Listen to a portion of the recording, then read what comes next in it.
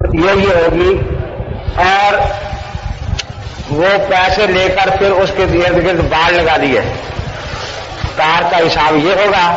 उसका मकसद क्या होता है, ऐसे उसका मसला बता देगा, क्योंकि कवायद है ना उसको वो याद। जैसे उसे पता है कि ये चौपड़ का सर का है और ये दायरे का रकबा है, ये मुसलस का है, ये मुस्ततीर का है, ये मरबा का है। इस तरह मुफ्ती को पता है कि अगर ये इधर को मुड़ा है, अब यहाँ ये कायदा लगेगा, अब इसने मसला यूं मुड़ा है, अब यह कायदा ये लगेगा। तो हिसाब के मुकम्मल होने का मतलब ये नहीं कि हर आदमी की जुज़ियात का वहां जिक्र है, नहीं, ये कायदे मुकम्मल है।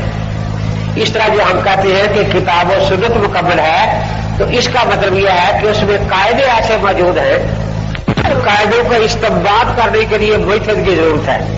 हर चमार और कमार ये काम नहीं कर सकता, इसलिए मुइत्तद की हमें जरूरत पड़ती है और उन कवायद से वो सारे जवाब निकाल लेता है। मिसालें कि सरफनाव के कायदे बनाए गए, हिसाब के कायदे बनाए गए, वो कोई तहदीद थे।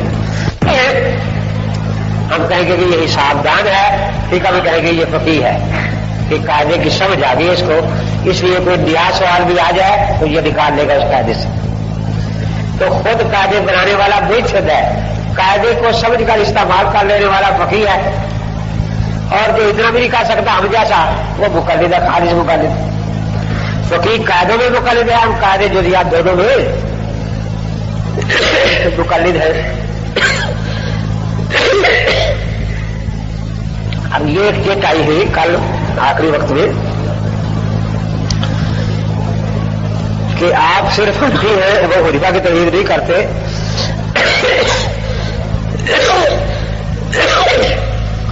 बल्कि बाद मिसाल में इमाम मोहम्मद इमाम यूसुफ या मुताखिर अहनाफ के कौल पर फतवा देते हैं, लिहाजा ये तकरीर शख्सी न रही। इस तरह मुइत्तद का क्या बयान है, बराए जवाब रैत फरमाए। मुइत्तद तो वही है ना, खुलासा तो यही कि जो कवायद वज़ा कर सके। हर किताब जो फिक़ह की है उसमें किताबुल क़ज़ा में आपको मुइत्तद की तारीफ मिल जाएगी, क्योंकि वहां ये सब के काजी मुइत्तद ही हो सकता है या दूसरा बन सकता है। तो वहां इज्तिहाद की तारीफ वो लिखते हैं कि इज्तिहाद मुइत्तद किसको कहते हैं, और ये कि काजी जो है खुद मुइत्तद न हो तो मुइत्तद की तकरीर करके भी फैसले कर सकता है। ये मसला अब ये दो बातें हैं, एक ये कि आप कहलाते हनफी है, लेकिन कभी फतवा अबू यूसुफ के कॉल पर है, कभी मोहम्मद के कॉल पर है, तो आप अबू यूसुफ क्यों नहीं कहलाते हैं? मोहम्मदी तो आप नहीं कहलाते ना। तो मुझे गैर मुकल्लफ कहने का भी हम मोहम्मदी हैं, फिर हम डबल मोहम्मदी है, क्योंकि हमारी समझ फिक़ह की हजूर से शुरू हुई ना, और इमाम मोहम्मद पर अगर खत्म हुई तो हम तो इधर भी मोहम्मद, इधर भी हम तो डबल मोहम्मदी है, हम तो कार्य मोहम्मदी हो, बल्कि हमारी लिए तो मोहम्मद जुड़े नहीं करने से आ रही। और दूसरा ये सवाल इसमें आया है कि कई मसलों में आप तो सबको छोड़ चुके हो, हुनीफा को ही छोड़ चुके, ये तनख्वाह लेते हैं आप, इमाम साहब के यहाँ तनख्वाह ली, इमामत की इजाजत नहीं है ना। तो देखो कहते हैं हनफी अपने पेट के लिए वो हुनीफा को छोड़ सकता है, नबी के जिसके लिए नहीं छोड़ता। अब ये दो इतराज इस चेक में आए हैं, इतराज समझ आ गए ना। ये कहते हैं कि इमाम अबू हनीफा और इमाम मोहम्मद ने इमाम साहब से इख्तिलाफ किया, चिट वाला ये कहता है, वो कहते हैं हमने नहीं किया। शामी में अबूद असल मुफ्ती ने भी कसमें उनकी इमाम अबू यूसुफ, इमाम मोहम्मद, जुफर और हसन चारों की, वो कसम खा के कह रहे हैं कि हमने इमाम अबू हनीफा से कोई इख्तिलाफ नहीं किया। ये कहते इख्तिलाफ किया, वो कहते नहीं किया। अब किसकी बात माने? ये कहते हैं किताब दिखाते काला अबू यूसुफ, अबू यूसुफ कहते मैंने इख्तिलाफ नहीं किया, मोहम्मद कहते मैंने इख्तिलाफ नहीं किया। तो फिर ये नजर क्यों आ रहा है कि इख्तिलाफ है? وہ خود بتاتے ہیں کہ جس طرح کوئی محدث حدیث پڑھاتا ہے تو اس کے اگر 3-4 مطلب نکل سکتے تو سارے بیان کر دیتے ہیں نا. ہم یہ چاہتے تھے کہ استاد کی زبان سے نکلا ہوا کوئی مطلب ضائع نہ ہو جائے،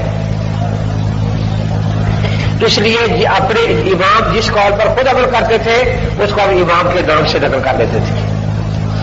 باقی امام ہی کے قول کو ابو یوسف نے ایک نقل کر لیا، قول امام کا ہے، قول امام کا ہی ہے، پھر محمد نے نقل کر لیا. تو اصل میں اقوال امام ہی کے تھے. جیسے حدیث نبی کی ہے لیکن بخاری کے نقل کرنے سے بخاری کی حدیث کر دیا جاتا ہے، ترمذی کے نقل کرنے سے ترمذی کی حدیث کیا دیا جاتا ہے. تو وہ کہتے ہیں اقوال سارے امام کے ہوتے تھے، اس لیے جس پر امام فتویٰ دیتے تھے اس کو امام کے نام سے نقل کرتے تھے. اور ہمیں چونکہ امام کی طرف سے اجازت تھی کہ اگر میرے دوسرے قول پر تمہیں راج نظر ہے کسی وقت تو تم اس پر فتویٰ دے سکتے ہو. تو یہ چونکہ امام کی اجازت سے ہوتا تھا، اس لیے اگر ابو یوسف کے قول پر فتویٰ ہو گیا ہے تو اجازت امام سے ہے. اور اس میں زیادہ بات وہی ہے کہ اختلاف زمانہ سے بعض احکام بدل گئے. امام صاحب کا زمانہ تو سارا کال قرون کا زمانہ ہے نا، اور یہ بعد میں لوگ حالات بدل گئے کچھ. اب دیکھو اس کی 1-2 مثالیں عرض کرتا ہوں تاکہ بات سمجھ آ جائے. امام ابو حنیفہ رحمۃ اللہ علیہ فرماتے ہیں کہ نبیذ جو شدید قسم کا ہے میں اس کو حرام نہیں کہتا، کیونکہ اس سے بعض صحابہ کو فاسق کہنا لازم آئے گا.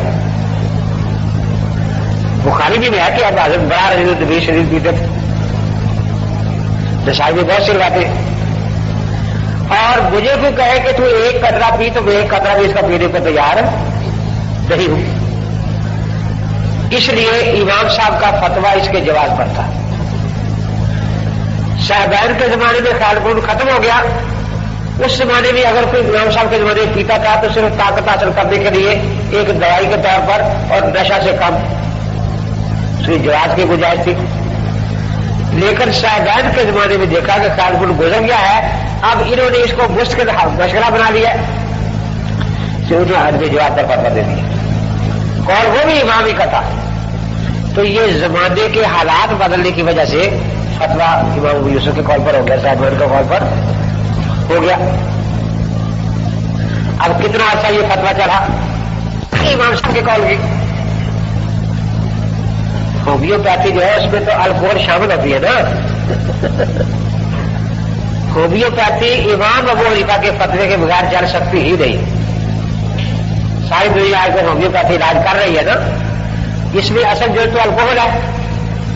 الکوہل جو ہے وہ شراب کے عرق کو کہتے ہیں.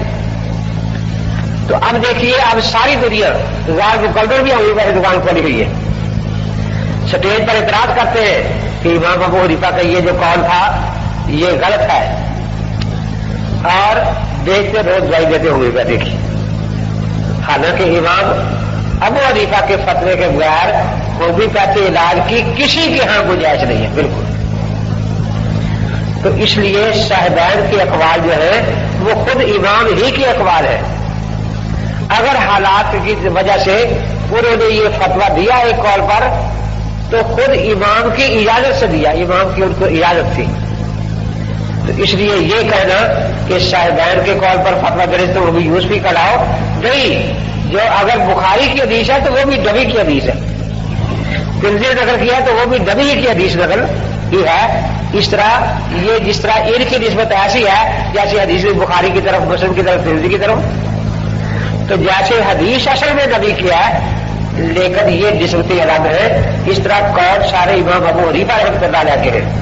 اور ان کی طرف نسبت جو ہے وہ صرف اس کے روایت کی ہے یا فتویٰ دینے کی. اور فتویٰ دینے کی بھی چونکہ یہ بیچ تھے خود، اس لیے ان کو امام کی طرف سے اجازت تھی کہ حالات کے بدلنے کی وجہ سے اگر دوسرے میرے قول پر فتوے کی گنجائش ہو تو تم دے سکتے ہو. تو امام کی اجازت سے کیونکہ سب کچھ ہوا اس لیے یہ سب کچھ امام ہی کا مذہب کہلائے گا، یہ ابو یوسف کا مذہب نہیں کہلائے گا. اسی لیے کوئی اپنے آپ کو ابو یوسف نہیں کہتا، کوئی اپنے آپ کو زہری حسنی نہیں کہتا، سب کے سب حنفی کہتے ہیں. یہ تو تھا صحابین والا مسئلہ، کچھ سمجھ میں آئے گی بات؟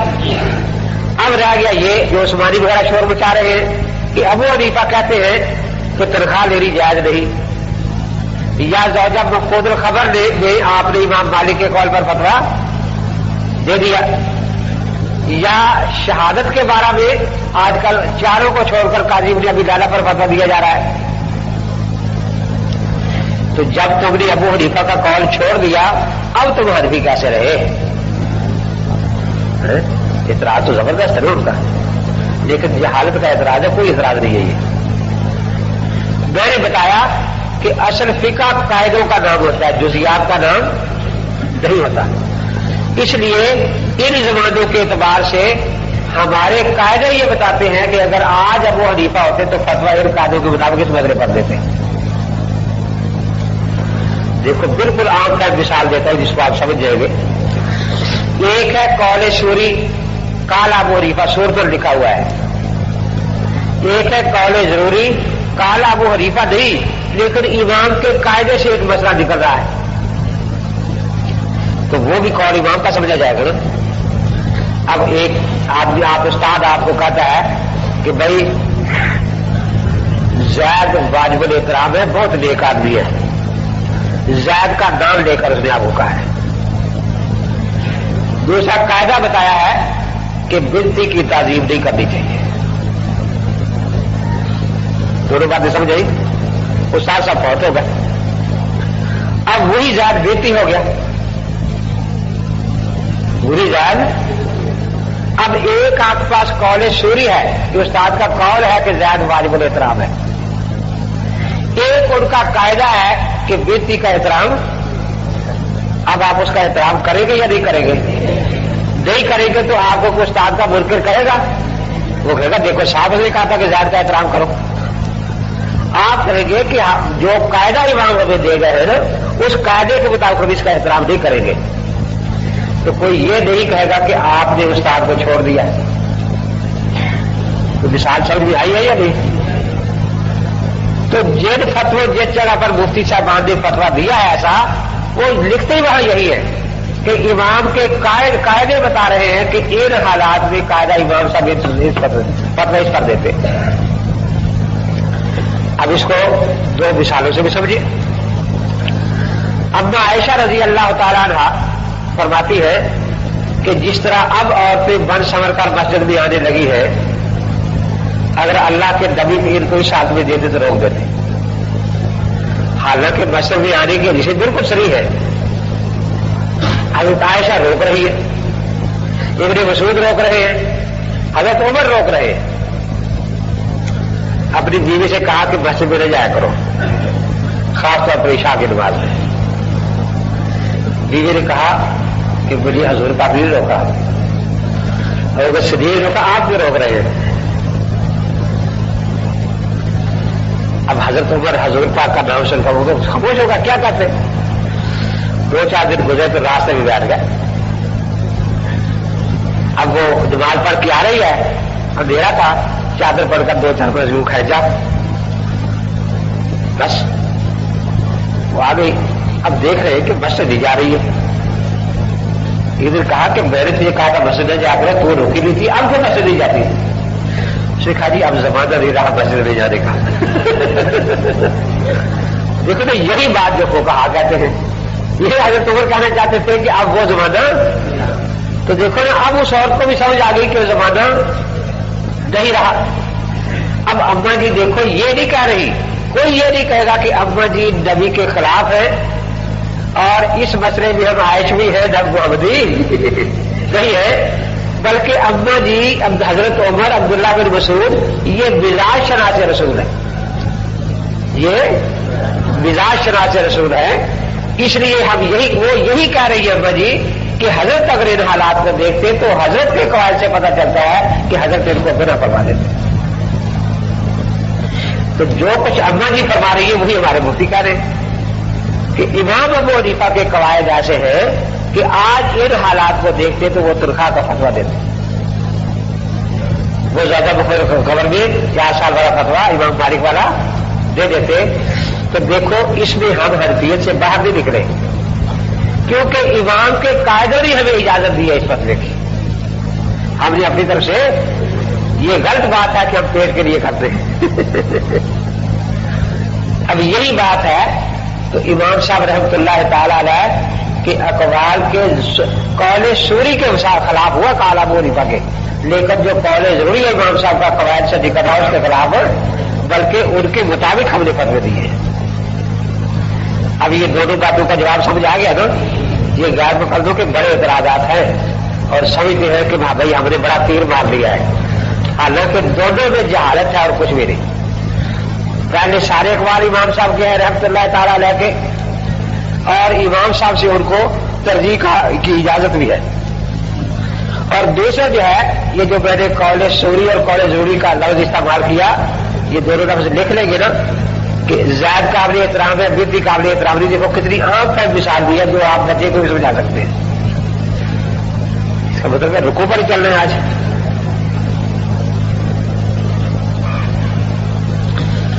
محمد زاہد منصور کا کشمیر سے مہمان آیا ہے، 5 خلاف نہیں کیا. کون سی جلد میں لکھا ہے؟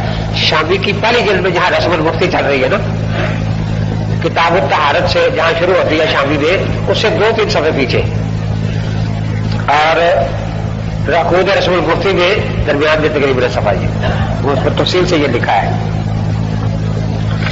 اچھا، طلباء میں غیر مقلد زیادہ ہوتے ہیں، دوسرے مقلد کم بھی ہوتے ہیں، کیونکہ رک کے غیر مقلد بن کر یہ لکھتے ہیں. یہ ہے کہ استاد مصطفی حقیقت فقہ میں ہے کہ امام ابو حنیفہ نے فرمایا کہ میری تقلید نہ کرنا نہ مالک کی نہ کسی اور کی. تو جب امام ابو حنیفہ نے فرمایا کہ تقلید نہ کرنا، پھر بھی تم تقلید کرتے ہو، بڑی عجیب بات ہے نا. جہالت جو ہے یہ غیر مقلدیت کا دوسرا نام ہے. میں نے مسئلہ کیا لکھایا تھا؟ مسائل اجتہادیہ میں مجتہد پر اجتہاد واجب ہے، غیر مجتہد پر تقلید واجب ہے، اور غیر مقلد پر تعزیر واجب ہے. بولتے تو ماشاءاللہ اچھی ہے لیکن لگائیں گے نہیں آپ ان کو تعزیر. اب امام ہمارے ہاں بھی مجتہد پر اجتہاد واجب ہے، تقلید بنا ہے. امام صاحب نے یہ ان شاگردوں کو فرمایا جو مجتہد تھے، فرمایا کہ خذوا الاحکام من حیث اخذنا، وہاں سے احکام لو جہاں سے ہم نے لیے. تو اخذ احکام جو ہے یہ مجتہد کا کام ہے نا. تو جو اہلیت رکھتا ہے اجتہاد کی، ہم خود کہتے ہیں اس پر تقلید واجب نہیں ہے، تو ہم نے امام کا یہ قول مانا. اب یہ کہ جو اجتہاد کی اہلیت نہیں رکھتا اس کو کہیں امام نے منع کیا ہے. اس پر ایک بات اور یاد آئی، انعام الموقعین جو ہے کتاب ابن قیم کی، اس کے نام میں اختلاف ہے، تو اس کو انعام الموقعین پڑھتا ہے، کوئی انعام الموقعین پڑھتا ہے. کیونکہ اگر موقعین ہو تو توقیع سے یہ بنی ہے، توقیع میں دستخط. جن لوگوں نے ابن تیمیہ کی سزا کے لیے دستخط کیے تھے ان کے خلاف یہ کتاب لکھ رہے ہو ابن قیم نے، ابن تیمیہ کے اپنے استاد کی حمایت میں. تو اگر توقیع سے لیا جائے تو پھر تو اس کا نام ہے اعلام الموقعین، کہ جو دستخط کر کے میرے استاد کی پٹائی کروائی ہے ان کے خلاف میں کتاب لکھ رہا ہوں. ان کو بتا رہا ہوں کہ ابن تیمیہ جو ہے وہ متبار پھر بدل کا. اور اگر یہ ہے او کا یوں کہ یہ کام ہوتا ہے کسی کے برائی بیان کرنا، کسی کے عزت میں ہاتھ ڈالنا، تو اگر اعلام الموقعین ہے پھر یہ کہ جو جن لوگوں نے میرے استاد کی عزت میں ہاتھ ڈالا ہے میں ان کو خبردار کرنا چاہتا ہوں. ایک اس کا نام بعد اعلام الموقعین بھی لکھا ہے کہ جو اب ابن تیمیہ کے موافق ہیں ان کو بتانا چاہتا ہوں کہ ابن تیمیہ کا مسئلہ صحیح تھا. وہاں امام احمد کا قول لکھا ہے، کیونکہ یہ قول امام احمد سے بھی ہے نا تقلید نہ کرو، چاروں اماموں سے ہے نا. اب کن کو وہ کہتے تقلید نہ کرو؟ امام احمد بیٹھے ہیں، ان کا بیٹا عبداللہ بیٹھا ہے، وہ کہتا ہے کہ کسی نے پوچھا کہ ایک آدمی کو 1,00,000 حدیث یاد ہے، کتنی؟ وہ فتویٰ دے سکتا ہے؟ فرمایا نہیں. کہ 2,00,000 یاد ہو؟ فرمایا نہیں.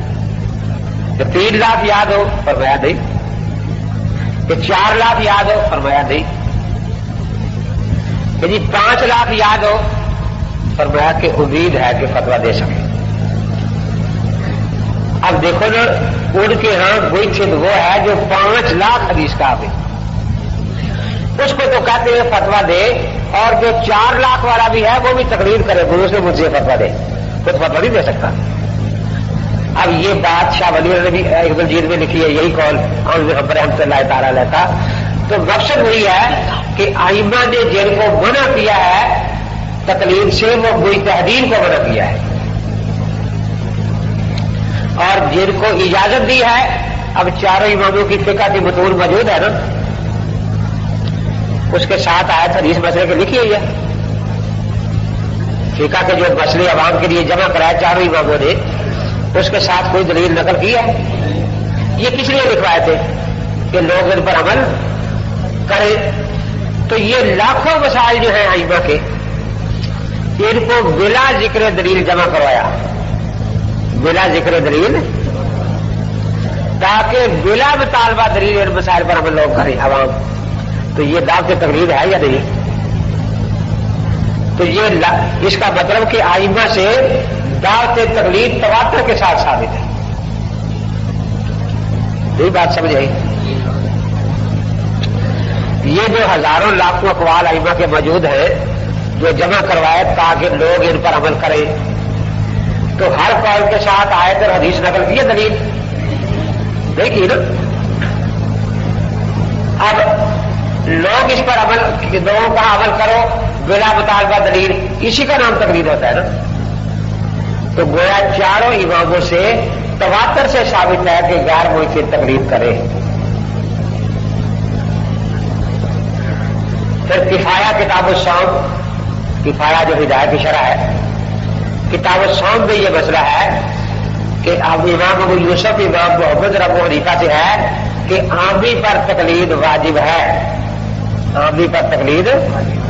تو یہی ہم کہتے ہیں مجتہد پر حرام ہے, عامی پر واجب ہے.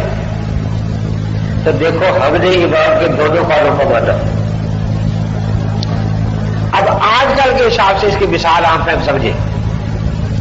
ایک ڈاکٹر صاحب ہیں, وہ میڈیکل کالج میں پڑھا رہے ہیں جن کو ڈاکٹر بنانا ہے, ان کو وہ بار بار کہتے ہیں کہ بھئی جہاں سے سمجھ لیا پھر پوچھو, کیونکہ ان کو ڈاکٹر بنانا ہے نا. ان کو خود کہتے ہیں کہ بالکل غافل نہ ہو کے بیٹھو, پوچھو جو بات سمجھ رہی ہے پوچھو. کوئی نہیں پوچھتا اس کو بار بار کہتے پوچھو, کہتے یہ نہیں کہتے. وہی ڈاکٹر چھٹی کے بعد آ کر اپنے کلینک کو بیٹھ جاتا ہے. وہاں وہ شاگرد تھے جن کو ڈاکٹری کا کورس کرا رہا تھا. اب مریض بیٹھا سب نے, وہ کہتا جی یہ آپ نے 2 گولیاں دی ہیں اور یہ 1 دی ہے 3 دن کے بعد, یہ 2 روز, یہ کیوں جی سمجھاؤ مجھے. اسے ڈاکٹر نہیں سمجھائے گا کہ بھائی دوائی لے رہی ہے کیا, میرا دماغ میں چاٹتا ہوگا, چلا جائے گا.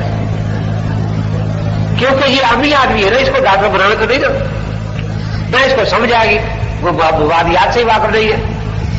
تو جو اس ڈاکٹر کا طریقہ وہاں اور ہے جن کو ڈاکٹری کا کورس کرا رہا ہے, اور یہاں اور ہے جو عامی آدمی ہے. تو یہ تو ہر فن میں ہوتا ہے. ہر فن کا امام جس کو فن سکھا رہا ہے. اب دیکھیے آپ کو سرفناب استاد پڑھا رہے تھے, تمرینات کراتے ہیں نا کتنی زیادہ, اور آپ کو نہیں آتا پوچھتے ہیں.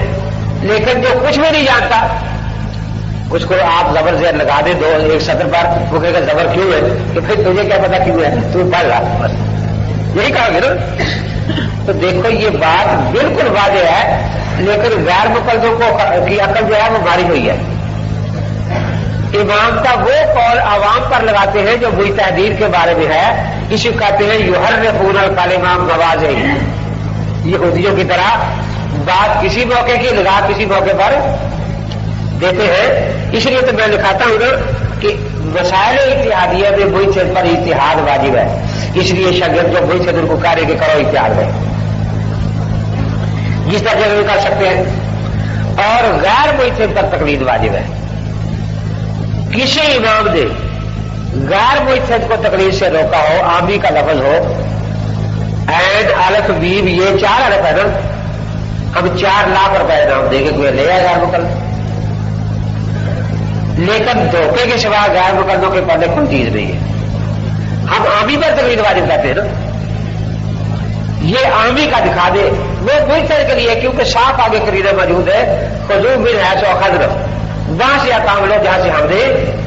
अब अखज़ अहकाम जो है ये मुजतहिद करता है, हर शख्स नहीं कर सकता। तो मुजतहिद वाले कौल को आवाम को सुनाना, ये बात एक धोखा है, फरेब है। आइमा ने आवाम को तकलीफ से कभी मना नहीं किया, बल्कि आवाम के लिए जो मसाइल जमा कराए वो बगैर जिक्र दलील के कराए। इसलिए ये भी याद रखे, एक झूठ ये भी बोला करते हैं कि तकलीफ 4वीं सदी में शुरू हुई। गुरके हदीस लोग हैं, तकलीफ तो हजरत के जमाने में ही यमन में तकलीफ चलती होती रही, हजरत महाजरत के जमाने, हजरत की हयात में होते रही या नहीं होते रही। फिर आप मुसन्नफ इब्न अबी शैबा, मुसन्नफ अब्दुल रज़्ज़ाक़, किताब अल-आसार इमाम मोहम्मद उठाकर देखे, किताब अल-आसार अबी यूसुफ, इसमें हजारहा फतावा है सहाबा और ताबईन के, लेकिन किसी फतवे के साथ बतौर दलील कोई आयत या हदीस लिखी।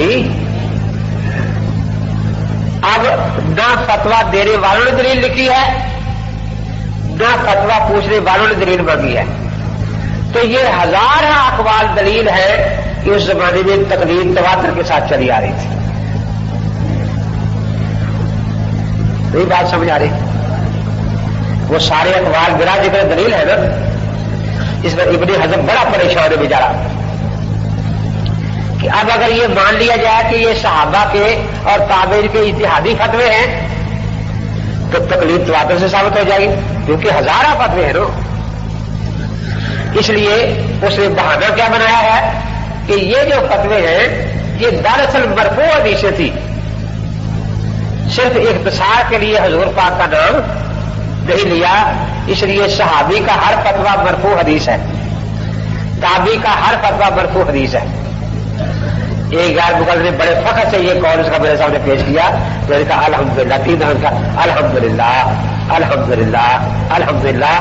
इमाम अबू हनीफा ताबी है, अब फिका हनफी का हर कौल मरफू हदीस बन गया है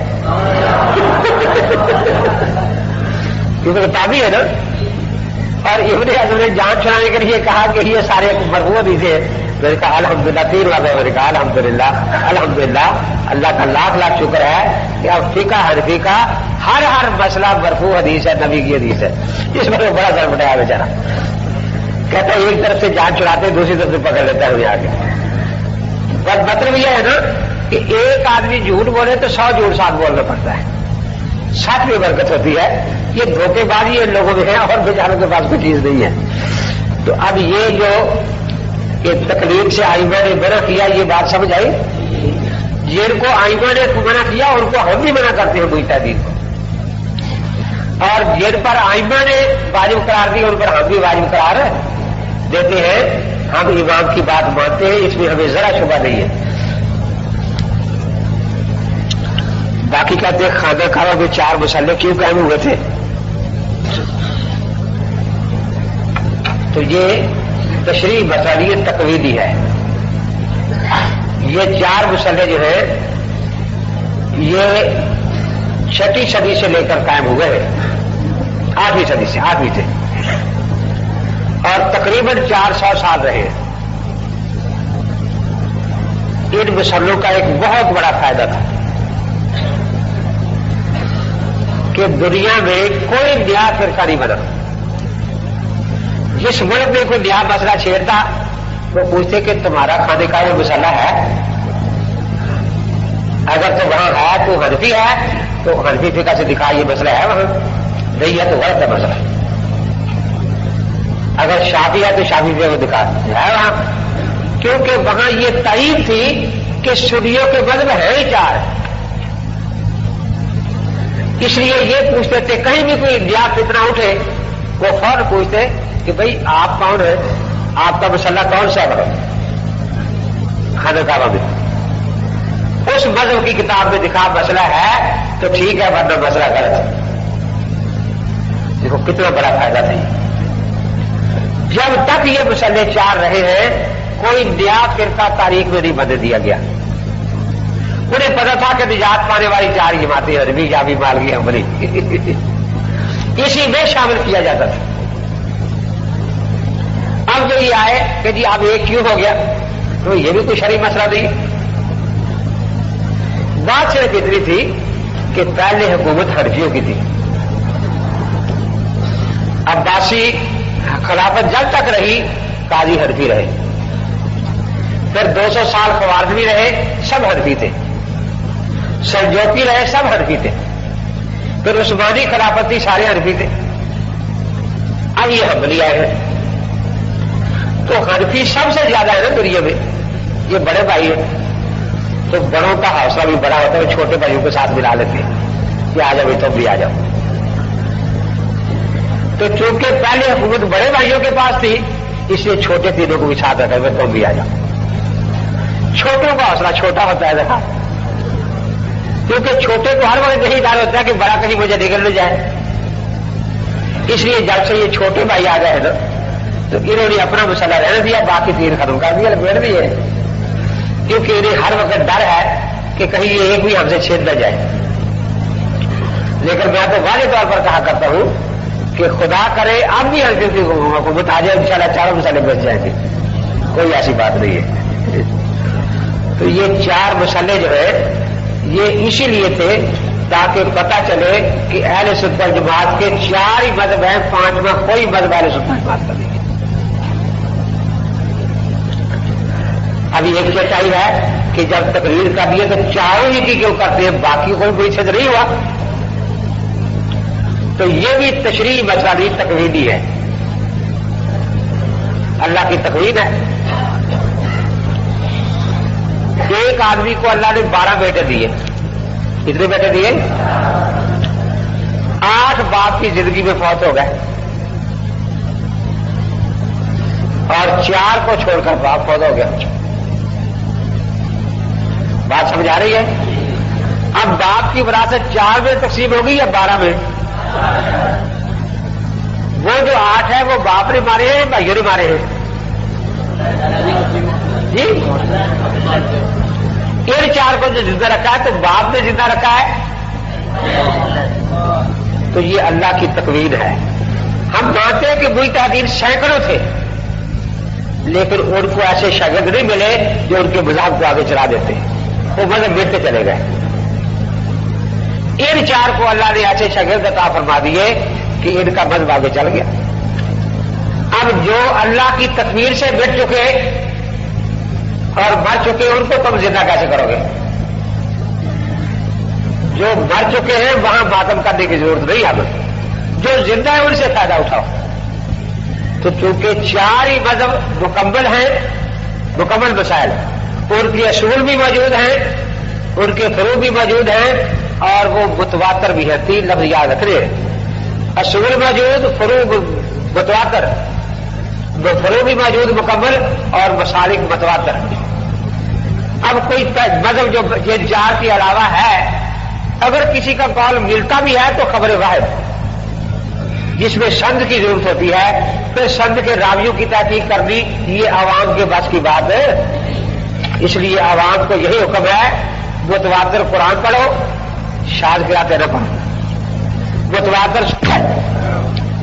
اب جہاں یہ 4 متواتر ہوں گے، کوئی ایسی جگہ ہو وہاں 4 میں سے جس کو آپ چاہیں اختیار کر دیں، اور جہاں یہاں متواتر ہی ایک ہے، سری لنکا میں متواتر ہی ایک ہے مذہب شافعی، یہاں ایک مذہب حنفی، تو یہاں تو دوسری طرف جانے کی ضرورت ہی نہیں نا۔ اب یہ کبھی کہتے جی اماموں کے نام دکھاؤ، یہ دھوکہ ہے، فریب ہے۔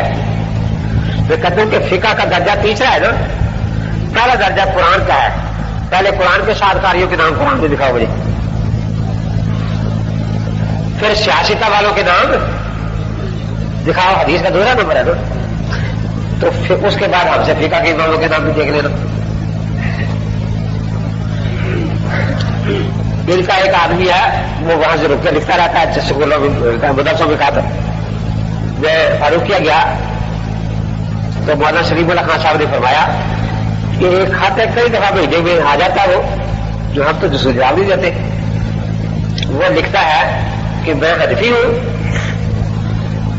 ہمارے ارد گرد اہل حدیثوں کی دکانیں ہیں، ہم نے ان سے وعدہ کیا ہے کہ ہم وہ حدیث دکھائیں گے جس میں حضرت نے فرمایا کہ امام ابو حنیفہ کی تقریر کرو. وہ مجھے خط دکھایا, میں نے کہا یہ جو جامعہ محمدیہ گجرا والا غیر مقدموں کا ہے, اس کا شیخ الحدیث عبد المنان اس کا یہ باپ ہے, چراغ دین اس کا نام ہے. میں نے کہا یہ بےمان کون غیر مقلد ہے. میں نے کہا اسے لکھ دے کہ یہ خط امیر کو بھیجو. مولانا نے لکھ دیا اوپر. اس نے مولانا کے جواب کی فورسٹ بھی میرے پاس بھیجی کہ میں نے فاروقیہ کراچی خط لکھا تھا, مولانا سلیم اللہ خان صاحب نے لکھا کہ امیر کو بھیجو. تو میرے پاس آ گیا. اب میں نے لکھا کہ دیکھیے کوئی بھی جو بات ہے اس کی دلیل کے دو حصے ہوتے ہیں. چراغ دین پر 5 نمازیں فرض ہیں. قرآن میں چراغ دین کا نام نہیں. قرآن میں یہ ملے گا کتاب کہ مسلمان پر 5 نمازیں, چراغ دین کا نام نہیں. چراغ دین کا اگر مسلمان ہے تو وہ ہمارے مشاہدے سے پتہ چلے گا. یعنی نماز فرض ہے نا. اب نماز کا فرض ہونا یہ تشریعی مسئلہ ہے.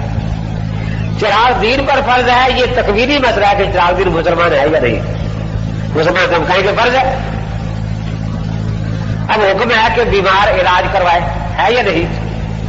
تو کہے کہ ڈاکٹر کا نام بھی حدیث میں ہو, پھر علاج کراؤں گا ورنہ نہیں کرواؤں گا. یہ ہے کہ قرآن پڑھو. اب یہ کہ قاری کا نام بھی قرآن میں ہو کہ فلاں قاری سے قرآن پڑھو, تو پھر میں پڑھوں گا ورنہ. میں نے لکھا کہ نکاح کے وقت نہیں پوچھا کہ میری بیوی کا نام خدیجہ ہے تو یہ حدیث میں ہوگا کہ خدیجہ چراغ دین سے نکاح کرے تو کروں گا ورنہ. وہاں تو یہی ہے کہ نکاح کا مسئلہ مل گیا. اب جس میں نکاح کی اہلیت ہے اس سے نکاح ہو جائے گا, شرعی حکم پورا ہو جائے گا. اسی طرح تکوینی حکم ہے فاسألوا اہل الذکر, تشریعی حکم فاسألوا اہل الذکر ان کنتم لا تعلمون. اور ائمہ اربعہ کا اہل ذکر میں سے ہونا اجماع امت سے ثابت ہے. اس لیے جس ملک میں جس اہل ذکر کا مذہب متواتر ہوگا اس پر عمل کرنے سے اس آیت پر عمل ہو جائے گا. اور یہی میں نے لکھا کہ آپ اپنی بیوی کا نام بھی چراغ دین کی بیوی فرا ہوگی, جس ڈاکٹر سے علاج کرتے اس کا نام بھی حدیث سے دکھائیں. اور اسی طریقے سے سیاستہ والوں کے ساتھوں کاریوں کے نام بھی دکھائیں, پھر ہم سے بھی پوچھ لینا.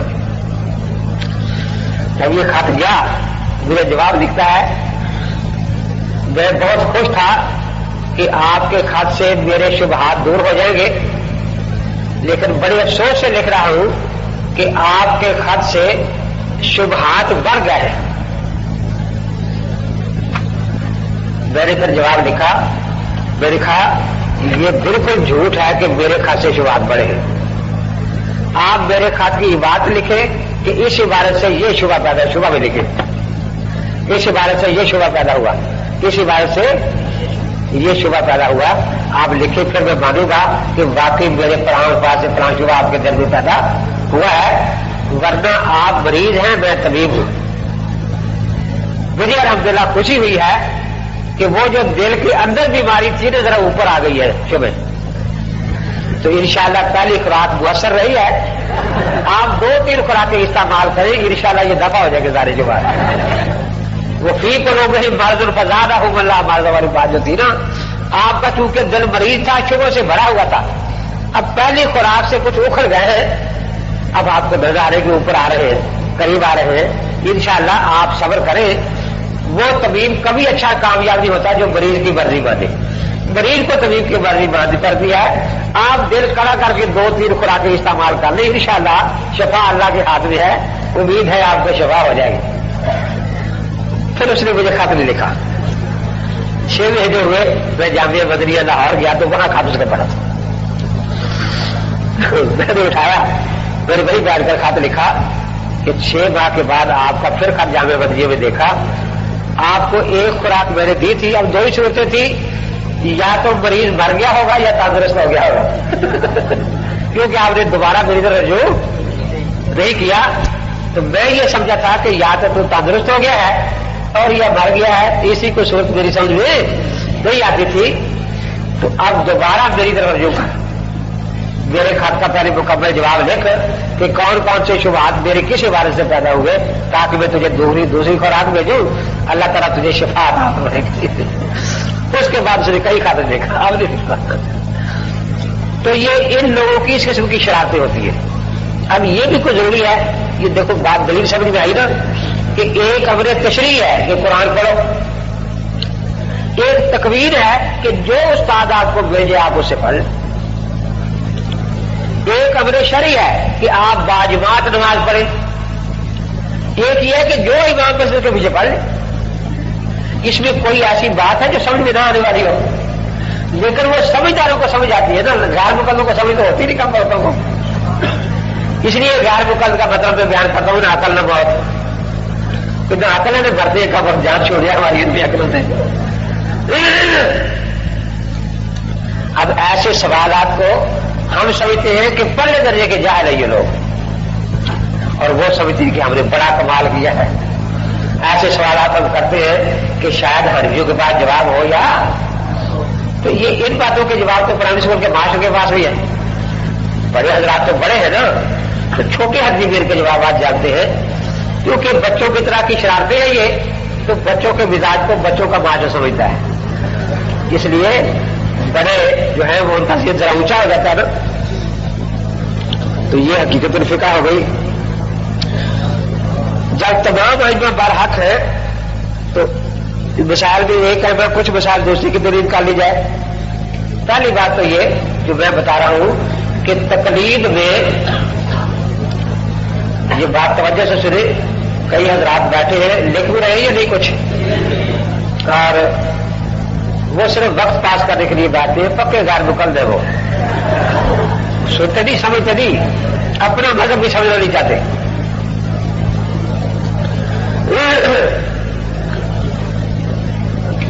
میں یہ بتا رہا ہوں کہ تقلید میں یہ فیصلہ کرنا کہ کون سا مجھ سے زیادہ اچھا ہے، یہ مقلد کے بس کی بات نہیں ہے۔ تقلید میں مدار رکھا گیا ہے مقلد کی شہرت پر، جس مرشد کا مذہب مقلد کو تواتر اور یقین کے ساتھ مل سکتا ہے، یہ اس کی تقلید کرے گا۔ حدیث کا مسئلہ اپنی طرف سے نہیں اتارا۔ یمن میں حضرت معاذ کی تقلید ہو رہی ہے نا، اس وقت حضرت ابو بکر موجود تھے، کوئی سے بڑے یا نہیں، حضرت عمر، لیکن کوئی یمنی ابو بکر کی تقلید نہیں کرتا تھا، حالانکہ جانتا تھا ان کا مقام حضرت معاذ سے بہت بلند ہے۔ کیوں؟ حضرت معاذ فتویٰ دیتے، پورے یمن میں عمل شروع ہو جاتا، وہ فتویٰ متواتر ہو جاتا اور یقینی ہو جاتا نا۔ ابو بکر صدیق اگر فتویٰ کوئی یمن میں لے کر آئے تو پہلے تو راوی کی جانچ ہوگی کہ سیکھا ہے بھی یا نہیں، پھر سامنے عمل تو ہے نہیں سب کا، اس میں کوئی اجمال ہوگا، عمل کے بعد تو اجمال ختم ہوتا ہے، ساری تفصیل سامنے آ جاتی ہے نا۔ تو اگر کوئی اجمال ہوگا تو اب پھر وہاں پوچھنے جائیں گے کہ جی آپ کی بات میں یہ اجمال ہے، سمجھے۔ اس کے لیے عام میں مثال دیا کرتا ہوں کہ دیکھو ڈیو ٹاؤن نے فیصلہ کر دیا کہ بھی چاند ثابت ہو گیا، سب نے روزے رکھے ہوئے، تو یہاں روزہ متواتر ہے۔ یہاں سے ایک صاحب پشاور چلے گئے، انہیں جا کر تھا کراچی میں تو روزہ ہے۔ اب یہ جو گیا ہے تو اکیلا گیا ہے، سارا تواتر تو ساتھ پھیل کر ہی لے گیا تھا۔ اب وہاں تو اس راوی کو دیکھا جائے گا کہ راوی قابل اعتماد ہے بھی یا نہیں، اور قابل اعتماد بھی ہے تو ظن حاصل ہوگا، یقین تو حاصل نہیں ہوگا نا۔ تو اس لیے جس طرح یمن میں حضرت معاذ کا فتویٰ متواتر تھا عمل، اور عمل کے بعد اجمالات بھی سارے ختم ہو جاتے ہیں، کسی تشریح کی ضرورت باقی نہیں رہتی، اس لیے سارے یمن والے حضرت معاذ کی تقلید شخصی کرتے تھے۔ حالانکہ اس میں شک نہیں کہ صدیق اکبر بھی موجود ہے، فاروق اعظم بھی موجود ہے، ان کے مرشد ہونے میں یمن والوں کو شک نہیں تھا، لیکن یمن والوں کو جس یقین اور سہولت سے حضرت معاذ کا فتویٰ مل سکتا تھا، اس یقین اور سہولت کے ساتھ ابو بکر صدیق کا فتویٰ ان کو نہیں مل سکتا۔ اسی طرح یہاں ایک ہی مذہب متواتر ہے، جیسے یمن ایک ہی متواتر تھا، امام اعظم ابو حنیفہ رحمۃ اللہ علیہ کا، تو یہاں تو دوسرے مذہب ہے ہی نہیں، کہ جی ایک مسئلہ ادھر مان لیا، ایک ادھر مان لیا، ایک ادھر مان لیا۔ دوسرا یہ کہ اگر بالفرض کہیں چاروں بھی ہو تو امام کی تقلید شخصی بھی ہوتی ہے، تقلید غیر شخصی تو اتباع ہوا ہے نا۔ کیوں؟ اب چاروں جو ہے ان کو برحق مانا جائے ہر مسئلے میں تو پھر آپ تقلید نہیں کر سکتے، آخر کسی کو راجح ماننا پڑے گا، ورنہ یہ جو حرام حلال کیا کرے جی، کیا کرے؟ چار امام ہو گئے، چار چار چار چار چار چار کہتے جا رہے ہیں، چار امام ہے، چار چار چار چار۔ میں نے کہا یہ تو سنا تھا کہ کچھ لوگ مہنگے ہوتے ہیں ان کو ایک کے دو نظر آتے ہیں، لیکن پہلی دفعہ ایسے مہنگے دیکھے جن کو ایک کے چار نظر آ رہے ہیں۔ ہمیں تو اس ملک میں صرف حنفی مذہب نظر آتا ہے، نہ مالکیوں کا مدرسہ ہے، نہ شافعیوں کا، نہ حنبلیوں کا اس ملک میں۔ تو آپ کو چار کہاں نظر آئے بھائی کہ چلو یہاں نہ سے کہیں ہو گئے نا، تو میں نے کہا وہ لوگ پریشان ہو، آپ کو کیوں پریشانی لگے؟ یہاں تو ایک ہی ہے جی، نبی ایک ہے نا، میں نے کہا ایک، امام کیوں چار ہے؟ میں نے کہا کوئی کسی قرآن کی آیت کے خلاف ہے چار امام ہونا یا حدیث کے خلاف ہے؟ کہ جب نبی ایک ہے امام سے ایک ہونا چاہیے، چار کیوں بنے کر؟ میرے خیال عقل بھی یہی کہتی ہے، نقل بھی، کہ امام زیادہ ہونے چاہیے نبی سے۔ کیسے؟ پھر تو قرآن کہتا ہے وَلَقَدْ آتَيْنَا مُوسَى الْكِتَابَ فَلَا تَكُنْ فِي مِرْيَةٍ مِّن لِقَائِهِ وَجَعَلْنَاهُ هُدًى لِبَنِي إِسْرَائِيلَ۔ آگے کیا ہے؟ اب موسیٰ رسول ایک ہے، وَجَعَلْنَا مِنْهُ آئمہ جمع کا صیغہ ہے، تو رسول ایک ہے، امام کئی ہیں۔ ایک تو یہ پتہ چلا کہ ایک نبی کی نبوت میں امام کئی ہو سکتے ہیں، اور دوسرا یہ بھی پتہ چلا کہ آئمہ جو ہوتے ہیں یہدون بامرنا، وہ اپنی ذاتی باتیں نہیں بتاتے، اللہ کے احکام سمجھاتے ہیں لوگوں کو۔ تو میرے خیال دیکھو قرآن سے پتہ چل گیا آپ تو قرآن کے منکر ہیں۔ عقل بھی یہی کہتی ہے، دیکھو نبی بھی ایک ہو ساری دنیا کا، امام بھی ایک، تو نبی کے برابر ہو گیا نا۔ اب ایک صوبے کا ایک ملک کا امام اور ہو، دوسرے کا اور ہو، تو ان کا درجہ کم رہے گا نا۔ تو عقل بھی چاہتی ہے کہ امام کا درجہ نبی سے کم ہی ہو۔ تو چلو چار ہو گئے، زیادہ ہوتے تو اور بھی اچھا تھا، چار ہو گئے تو اب کسی امام کو نبی کے برابر ہم نہیں کہہ سکتے۔ تو اچھی بات ہے کہ چار ہو گئے۔ اچھا جی، کسی حدیث میں ہے کہ ایک ہی امام کی تقلید کرو، کسی حدیث میں ہے؟ تو کہا آپ قرآن پاک پڑھتے ہیں کہ جی ہاں۔ میں نے کہا ساتوں قراتیں یاد ہیں کہ نہیں جی ایک ہی یاد ہے؟ تو میں نے کہا کوئی حدیث سنائے کہ ساری عمر ایک ہی قرات پر قرآن پڑھنا، یہ آپ سنا دیں تو پھر ایک امام کی تقلید حدیث ہے، اسی صفحے سے میں بھی سنا دوں گا۔ آپ سنائیں کہ قراتیں ساتھ ہے، ایک ہی امام کی قرات پر قرآن پڑھنا، باقی پر نام بھی نہ پوچھنا کسی سے کہ جی ہم کریں کیا، یہاں ہمیں قرات آتی ہے ایک ہے؟ تو دیکھا اسی کو تکویر کہتے ہیں کہ یہاں ایک ہی قرات پہنچی ہے، تو ہم کیا کریں، یہاں مذہب ہی ایک ہے۔ کہتی چار ہے، چار چار چار۔ میں نے کہا یہاں چار نہیں ایک ہی ہے۔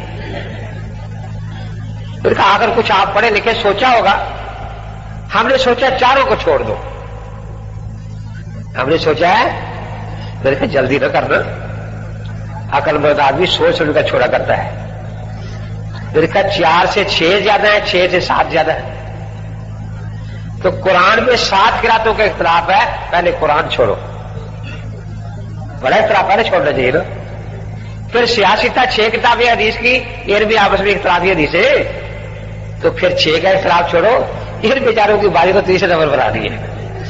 آپ پہلے ان کے پیچھے لگے ہوئے ہیں، آپ جلدی کریں، اعلان کر دیں، لکھ دیں کہ ہم نے قرآن چھوڑ دیا، ہم نے سیاستہ چھوڑ دی، اس کے بعد ٹھیک ہے آپ ان کو بھی چھوڑ دیں، کوئی بات نہیں۔ کہ جی چاروں امام پر آتے ہیں؟ میں نے کہا چاروں پر آتے ہیں۔ چاروں جی؟ میں نے کہا چاروں جی، چاروں ہی؟ میں نے کہا چاروں۔ کہ جب چاروں پر حق ہے تو ایک امام کی تقلید میں چوتھا حصہ کو ملے گا نا، چوتھا حصہ 3 حصے آپ تو 3 اماموں کے پاس چلا گیا، تو آپ کے پاس چوتھائی حق ہے نا، 3/4 حق تو آپ کا ضائع ہو گیا۔ میں نے کہا 7 قراتیں برحق ہے نا؟ کہ جی ہاں۔ میں نے کہا آپ ایک قرات پر قرآن پڑھتے 7واں حصہ پڑھتے ہیں نا، 6 حصے آپ نے ضائع کیا ہوا ہے قرآن۔ کہتے نہیں ایک قرات پر جو قرآن پڑھا تو پورا نا۔ میں نے کہا جس طرح ایک قرات پر قرآن پڑھنے سے پورا قرآن پڑھا جاتا ہے، ایک امام کی تقلید میں پوری سنت پر عمل ہو جاتا ہے۔ کہ جی آپ چاروں کو برحق کہتے ہیں؟ میں نے کہا چاروں کو برحق کہتے ہیں، چاروں کو ہی۔ میں نے کہا چاروں۔ آپ کو عقل ہے؟ میں نے کہا اللہ نے دی ہے اور آپ کی طرح خراب نہیں کیا الحمدللہ۔ ان میں حرام حلال کا اختلاف ہے، حرام حلال کا، حرام حلال کا، حرام حلال، حرام حلال۔ یہ بیچاروں کا کیا قصور ہے؟ یہ نبیوں کے تابع دار ہیں، نبیوں میں حرام حلال کا اختلاف ہے۔ آدم علیہ السلام کے زمانے میں بہن سے نکاح حلال ہے، اب حرام ہو گیا۔ یعقوب علیہ السلام کی دونوں بیویاں زلفا اور بلہا سکی بہنیں ایک وقت نکاح میں تھی، اب آ گیا لاتا جو وہ بہن روکتا ہے۔ قرآن میں ہے کہ یوسف علیہ السلام کو ان کے والدین بھائیوں نے سجدہ کیا ہے، اب حرام قرار دے دیا گیا ہے۔ تو یہ حرام حلال کا اختلاف تو نبیوں میں موجود ہے، تو پہلے نبیوں کو چھوڑیں پھر بیچارے اماموں کی باری آ رہی ہے کہیں۔ کہتا وہاں تو یہ ہے نا کہ اب سجدہ منسوخ ہو گیا تو ناسخ منسوخ کا مسئلہ ہے۔ میں نے کہا یہاں راجے مرجو کا مسئلہ ہے، وہاں ناسخ منسوخ کا مسئلہ ہے، ہم ناسخ پر عمل کرتے ہیں منسوخ پر۔ یہاں راجے مرجو کا مسئلہ ہے، ہم راجے پر عمل کرتے ہیں مرجو پر۔ کہ جی پھر ان کو گناہ ہوگا؟ میں نے کہا جن نے اس زمانے میں منسوخ نہیں تھا نا، اس میں گناہ نہیں تھا، اب سجدہ کرے تو گناہ ہوگا نا۔ اس زمانے میں بہن سے نکاح کرنا گناہ، اب گناہ ہے نا۔ تو امام شافعی کی ہاں وہ قول راجح ہے، ہمارے ہاں مرجوح ہے نا۔ تو کہتا ہے جی سوچ سوچ کے وہ جی زمانہ الگ الگ تھا۔ میں نے کہا یہاں علاقہ الگ الگ ہے، وہ سری لنکا میں ہے، ہم یہاں وہاں زمانہ الگ تھا، یہاں علاقہ الگ الگ ہے۔ مالکی اور ملک میں ہے، حنبلی اور ملک میں ہے، شافعی اور ملک میں ہے، حنفی اور ملک میں ہے۔ ایک کہتا ہے جی ہر علاقے کا خدا الگ ہوتا ہے، میں نے کہا ہر زمانے کا خدا الگ تھا۔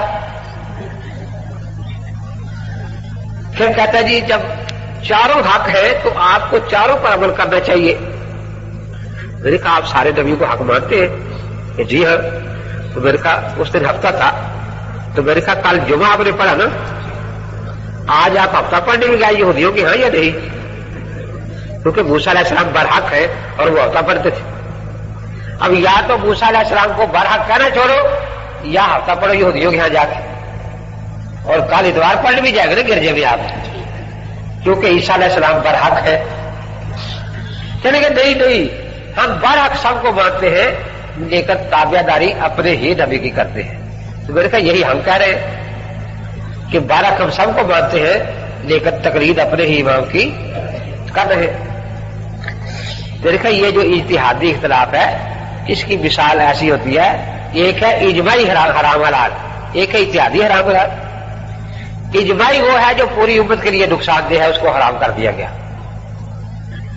یہ جو ہے یہ ہے کہ ایک کے لیے فائدہ مند، ایک کے لیے نقصان دہ۔ جیسے ایک کو ڈاکٹر کہتا ہے کہ تیرے لیے اچار زہر ہے، خبردار اچار نہ کھانا، دوسرے کو وہی ڈاکٹر کہہ رہا ہے کہ اچار میں وٹامن سی ہے، تیرے لیے بڑا فائدہ مند ہے۔ اور حقیقت بھی یہی ہے، تقویدی طور پر یہ مذاہب وہی پھیلے ہیں جہاں جہاں یہ چل سکتے تھے تقویدی طور پر۔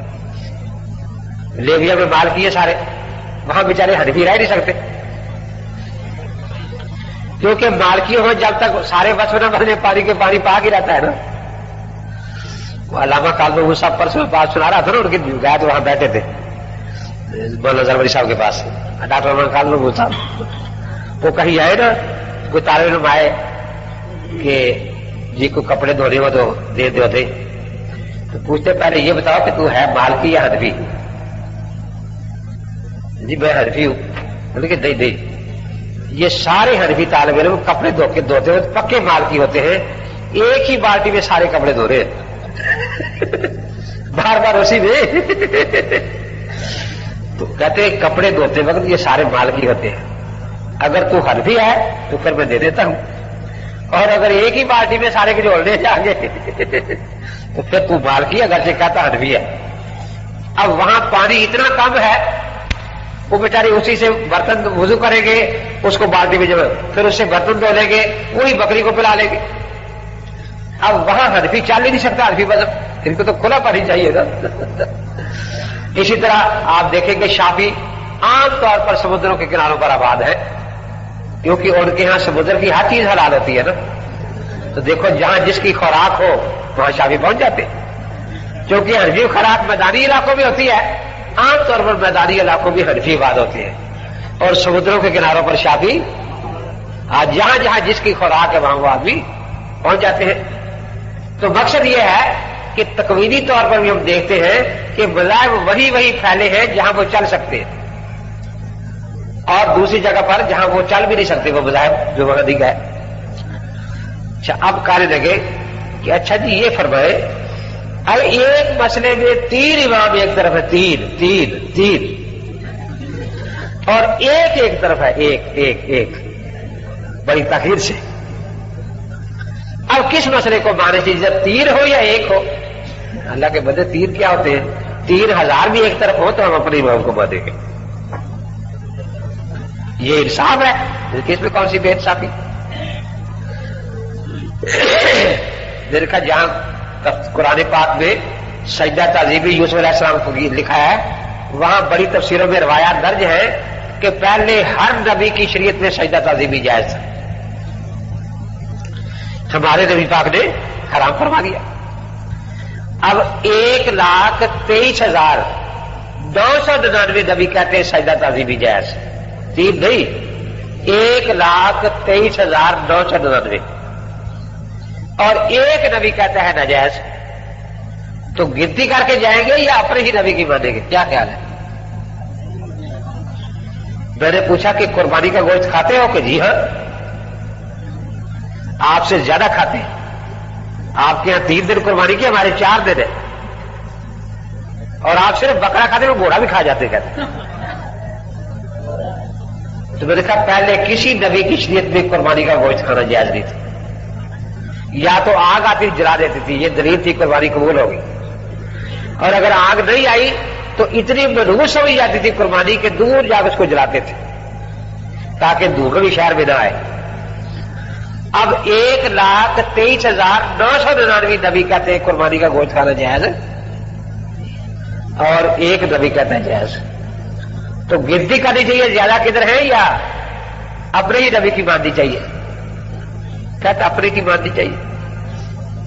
میرے کہا قرآن پاک میں سلیمان علیہ السلام کے ذکر میں محاریب و تماثیل کے لفظ آتے ہیں، مجسم، تصویر، تمثال، وہاں لکھا ہے مفسر نے کہ پہلے ہر نبی کی شریعت میں مجسم تصویر بنانا جائز تھا، یہ عبادت منع تھی، تصویر بنانا جائز تھا۔ اب 1,23,999 نبی کہتے ہیں تصویر جائز، اور کتنے نبی کہتے ہیں حرام؟ تو اب گنتی کر کے جانا چاہیے یا اپنے کے پیچھے رہنا چاہیے؟ کیا خیال ہے؟ تو نے کہا تم 6 کو رو رہے ہیں، لاکھوں کا مزرعہ ہے یہاں۔ آ کر ڈھیلے سے ہو کے کہنے لگے اچھا پھر اگر تقلید کرنی ہی ہے تو مکے مدینے والے امام کی کریے یا کوفے والے کی کرنی چاہیے؟ مکے مدینے والے امام کی کرنی چاہیے۔ دین مکے مدینے میں آیا تھا یا کوفے میں آیا تھا؟ دل کا آپ کا دل کیا کہتا ہے؟ مکے مدینے والے امام کی کرنی چاہیے، مکے مدینے نہ۔ میں نے کہا کوئی آیت حدیث پڑھے کہ مکے مدینے والے امام کی تقلید شرک نہیں ہے، جائز ہے، اور کسی والے کی ناجائز ہے؟ خاموش۔ میں نے کہا دیکھو جھوٹ بولنا بہت بڑا گناہ ہے، آپ جھوٹ بولنے کے بغیر آپ کو روٹی ہضم نہیں ہوتی۔ ہم نے جھوٹ بولا؟ میں نے کہا بہت بڑا۔ کیا جھوٹ آپ نے بولا؟ میں نے کہا 7 کاریوں میں مکی کاری بھی ہے، بدری بھی ہے، بصری بھی ہے، تم تو سارے قاری اعظم کوفی کی قرات پر قرآن پڑھ رہے ہو، تم سے بڑا کوفی کون ہے؟ قرآن نازل مکے میں ہو مدینے میں ہو اور تم نہ مکے کے قاری کی قرات پڑھو نہ مدینے کے قاری کی، کوفے قاری کی قرات پڑھ لو۔ اس لیے میں کہا کرتا ہوں کہ غیر مغل ملے تو پہلے پوچھا کرو کوفیوں آ گئے ہو، کوفیوں آ گئے ہو۔ اب بیچارے نیلے سے ہو کے کہتا ہے جی کوفہ والوں نے قرآن خود تو نہیں کرا تھا نا، نبی پاک کے تقریباً 1500 صحابہ مکے میں سے کوفے آئے تھے اور وہ قرآن لے کر آئے تھے۔ دیکھا اچھا اللہ تعالیٰ اگر کسی کو ہدایت دے دے تو خدا کی ہزاروں میں کبھی تو نہیں۔ اب مجھے اتنی بات سمجھا دو کہ صحابہ جب مکے مدینے سے چلے قرآن ساتھ لائے تھے نا، کہ جی ہاں، تو ایک نماز مکے والی مکے ہی پھینک آئے تھے کہ کوفے جا کے نہیں گاڑ لیں گے، چلتے وقت مدینے والی نماز مدینے میں پھینک آئے تھے کہ کوفے جا کے نہیں گاڑ لیں گے۔ جس طرح قرآن کوفہ میں مکہ مدینہ سے آیا ہے، نماز بھی مکہ مدینہ سے آئی ہے۔ لیکن کرے کیا، یہ دو رافضی ہماری جان نہیں چھوڑتے۔ ایک رافضی کہتا ہے وہ قرآن غلط ہے، دوسرا کہتا ہے وہ نماز غلط ہے۔ ایک رافضی ہمارے قرآن کا دشمن بنا ہوا ہے اور ایک رافضی ہماری نماز کا دشمن بنا ہوا ہے۔ تو یہ جو آپ کے شبہات تقلید والے تھے تقریباً اس میں اس قصے میں کافی سارے آ گئے۔ حد رہ گئی کہ اگر بالفرض کہیں چاروں بھی ہو تو تقلید وہاں بھی شخصی ہوگی۔ دیکھیے آپ کے ملک میں امام تو 4 نہیں ہے، لیکن طریقے علاج 4 ہیں: ہومیوپیتھی، ایلوپیتھی، آریو ویدک، یونانی۔ تو آپ جس پر چاہیں علاج کرا لیں ایک کا، لیکن اگر آپ یوں کریں کہ نسخے چاروں سے لکھوا لیں پھر ان کو ملا کے ایک ایک ٹوٹکی وہاں سے ایک وہاں سے ایک وہاں سے ایک وہاں سے اس طرح علاج کریں گے تو علاج ہوگا؟ کیوں؟ ان کی اصولوں میں اختلاف ہوتا ہے۔ اب ایلوپیتھی والے جو ہیں یہ گرم بیماری میں دوائی بھی گرم دیتے ہیں، کہتے ہیں گرمی گرمی کو کاٹتی ہے۔ میرے چھوٹے بھائی کو بخار ہو گیا، گرمی کا بخار، اتنے گرم کیپسول دے، وہ اتنے گرم کیپسول دے، میرے کو پہلے ہی بیچارہ جلا ہوا ہے، کہتے جی یہی کاٹے گی۔ پہلے ایک دے دے کہ یہ 2 کھایا کرے، آپ 3 کر دیے، آخر ان سے کٹ گئی بیماری۔ اور یونانی جو ہے یہ کہتے ہیں کہ گرمی میں سرد دوا دو۔ اب ایک چٹکی یونانیوں سے لے لے، ایک کیپسول ان کا لے لے تو بیماری صحیح ہو جائے گی۔ تو کوئی کہے گا یہ میرا علاج کرا رہا ہے، سب کہیں گے نفس پرستی کر رہا ہے۔ تو تقلید ایک ہی ہوتی ہے، وَاتَّبِعْ مِلَّةَ إِبْرَاهِيمَ حنیفا۔ تو حنیف کسے کہتے ہیں؟ جو یک روکا ہو۔ یک روکا انسان تقلید شخصی میں ہوتا ہے یا غیر شخصی میں؟ وہ تو ظل وجہین ہوتا ہے نا، کشات العائرات بین الغربین۔ اب دیکھیے خوبی یہی بتائی ہے وَاتَّبِعْ مِلَّةَ إِبْرَاهِيمَ، یک رکا ہونا یہ کمال کی چیز ہے۔ اور کافروں کی بری عادت کیا بنائی ہے بتائی ہے؟ اِنَّمَا النَّسْیُ زِیَادَۃٌ فِی الْکُفْرِ، وہ اس سال اس مہینے کو حرام کر دے، اگر سال کو حلال کر لیتے تھے، کر لیتے یا نہیں؟ تو تقلید شخصی میں یہی ہوتا ہے نا۔ اب اسی امام کی تقلید ہے یہ چیز حلال ہے، اب اس کی تقلید حلال ہوگی، حرام ہوگی۔ تو یہ عادت کافروں کی ہے، اس لیے اس سے بچنا چاہیے۔ تو تقلید اگر امام کی کرنی ہے وہ تو ایک ہی کی ہوگی، اور 10 کی کرنی ہے تو پھر یہ ہے۔ آج سارا رکو پر ہی چلے گا، مطلب یہ ہے بندے کی طبیعت سخت خراب، تقلید ایسی کی مثال نہ دے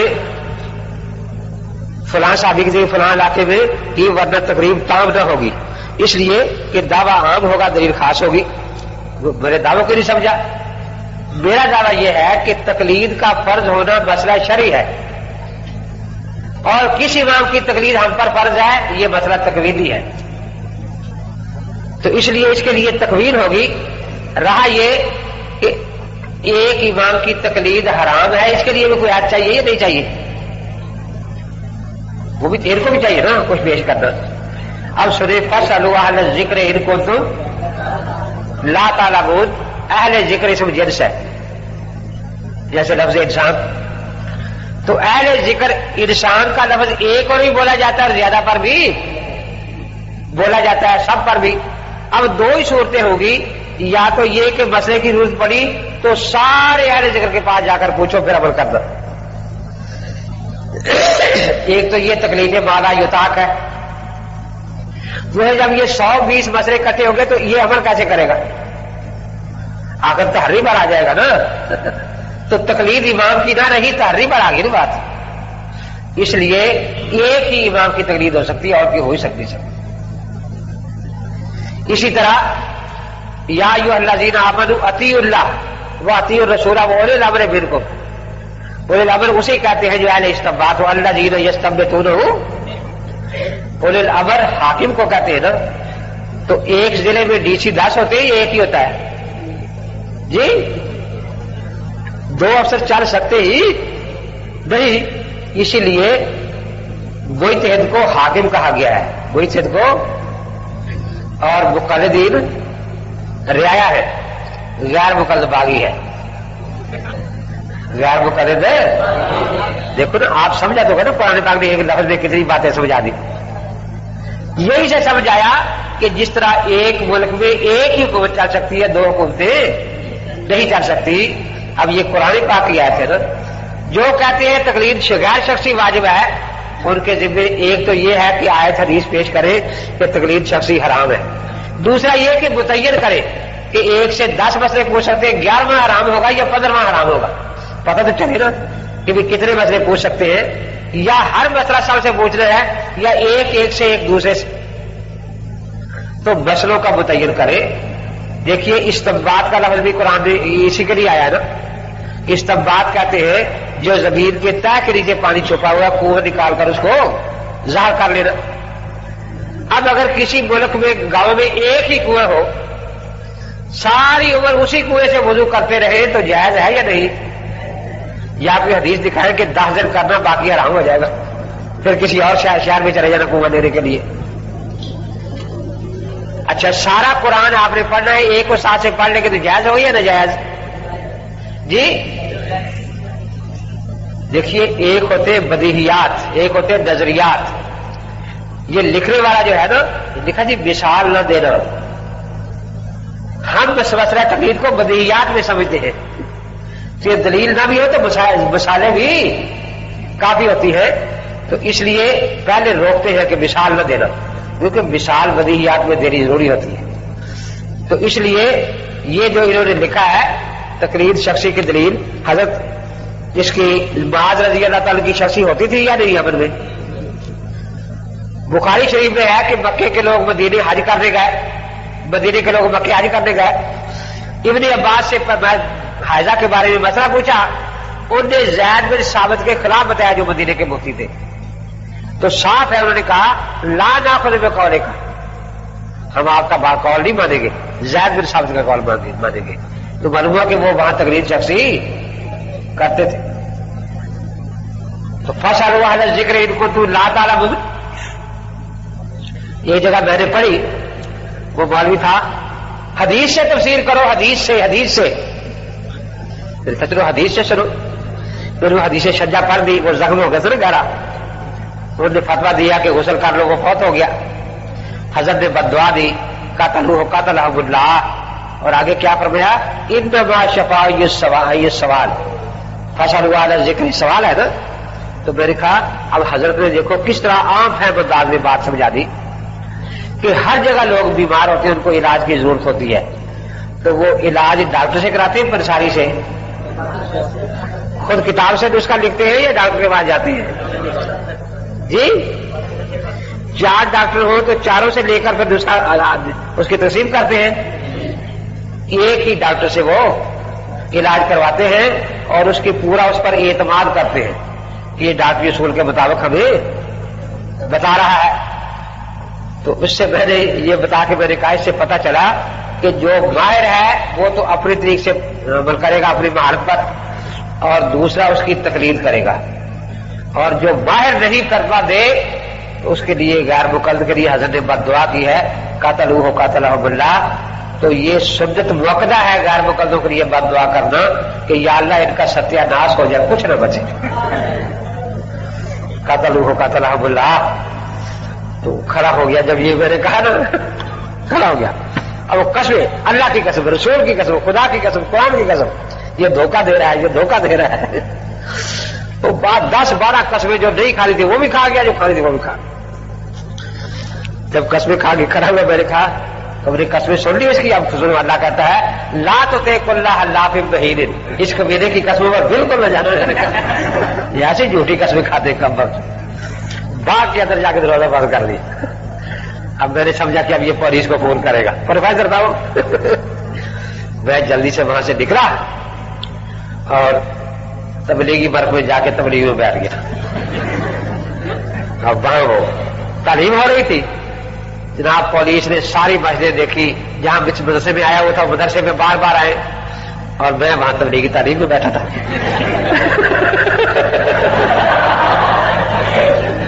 وہ سارے پھر کے چلے گئے جاتے. یہی تھا جی وہ جامعہ مدنی میں آیا ہوا ہے. کہتے جامعہ 10 دفعہ جا چکے نہیں ہے وہاں. اب یہ کسی کو خیال ہی نہیں آیا کہ وہ تبلیغی جماعت میں بھی جا سکتا ہے. اب میں وہاں تبلیغ میں تعلیم میں بیٹھا رہا آرام سے.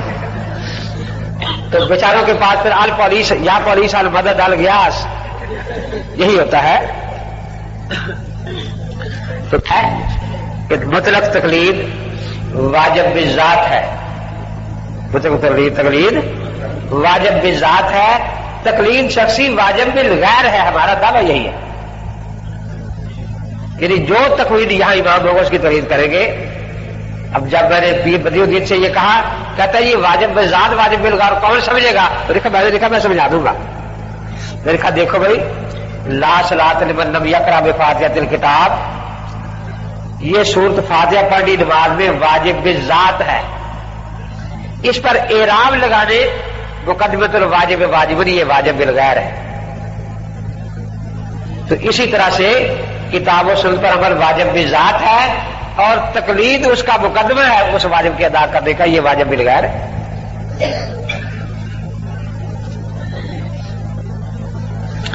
ابن تیمیہ بیچ سے دیجیے مقلد. آپ کو کیا ضرورت پڑی ابن تیمیہ کی؟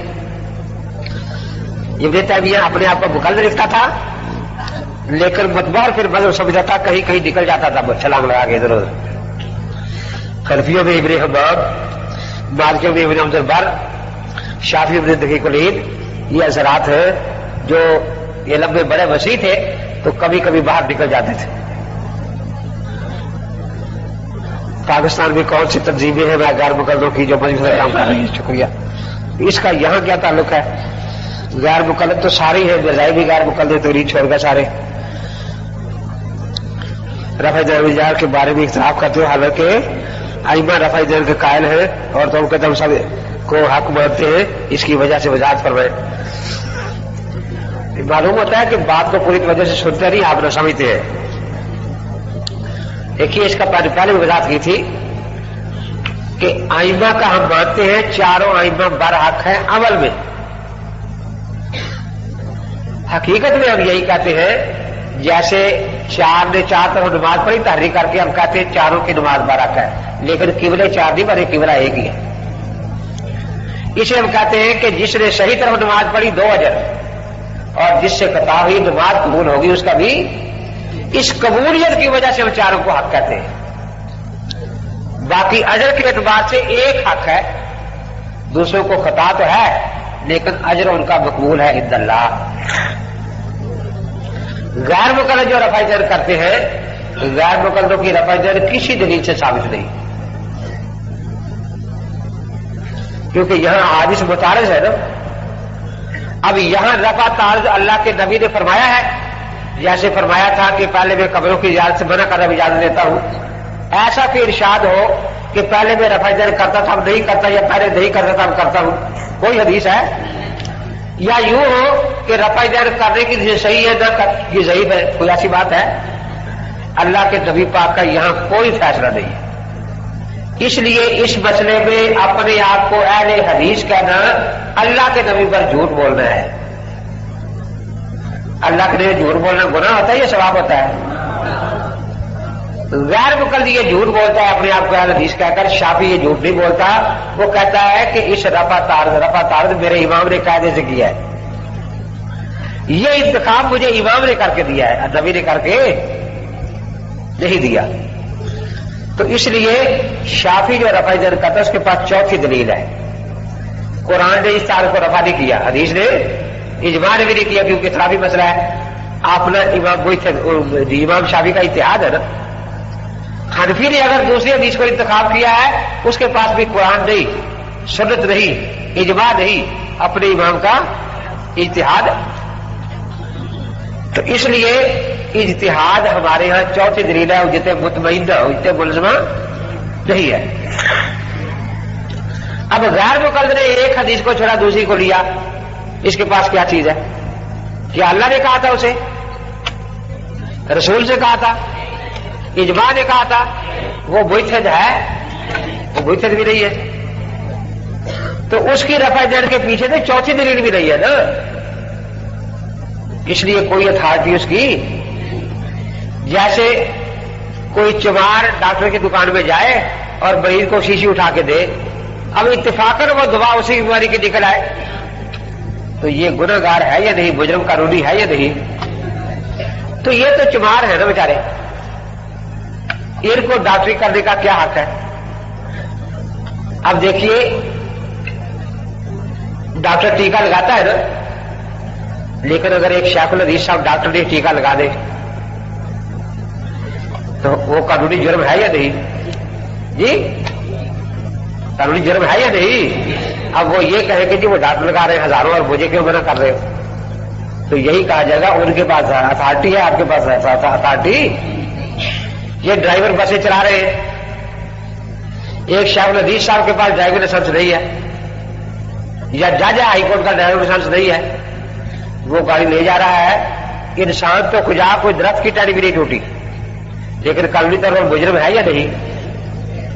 اصل بات یہی ہے کہ یہی بات آپ کے ذہن سے نہیں نکل رہی. غیر مقلد تو اپنے آپ کو نبی سمجھتا ہے اور آپ اس کو امام شافعی سمجھتے ہیں. وہ رعایت دینا چاہتے ہیں جی امام شافعی رحمۃ اللہ علیہ کو ملتی ہے، وہ تو نہ نبی ہے نہ امام شافعی، تو چوڑا چمار ہے، اس کی کوئی حیثیت تھی؟ اب یہ سارے اسی ذہن سے چلو کے لکھے جا رہے ہیں کہ گویا ہر غیر مقلد امام شافعی رحمۃ اللہ علیہ ہے. امام شافعی مجتہد ہے، یہ نائل ہے.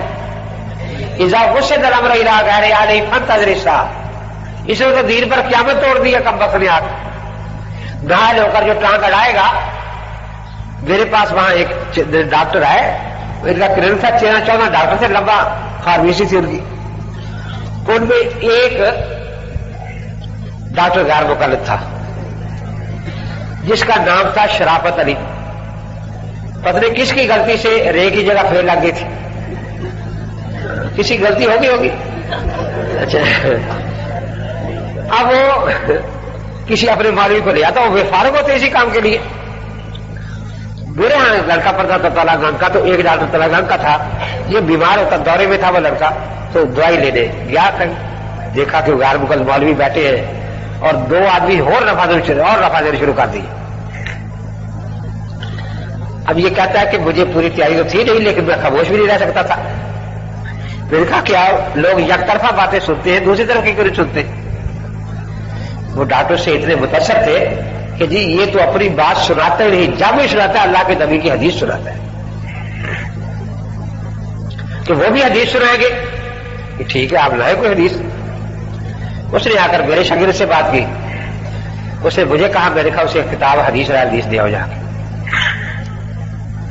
وہ لے کے گیا کہ جی یہ کتاب لے لیں، یہ حدیثیں ہیں. کہ دیکھ رہے ہیں حدیثیں تو رکھ لیں ورنہ واپس کر دیں. تو دیکھا کہ حدیثیں ہیں. کتنے کی ہے؟ 100 روپے. اس نے 500 کا نوٹ دیا کہ اپنے استاد سے پوچھ کر کچھ اور کتابیں مجھے لا دو ایسی.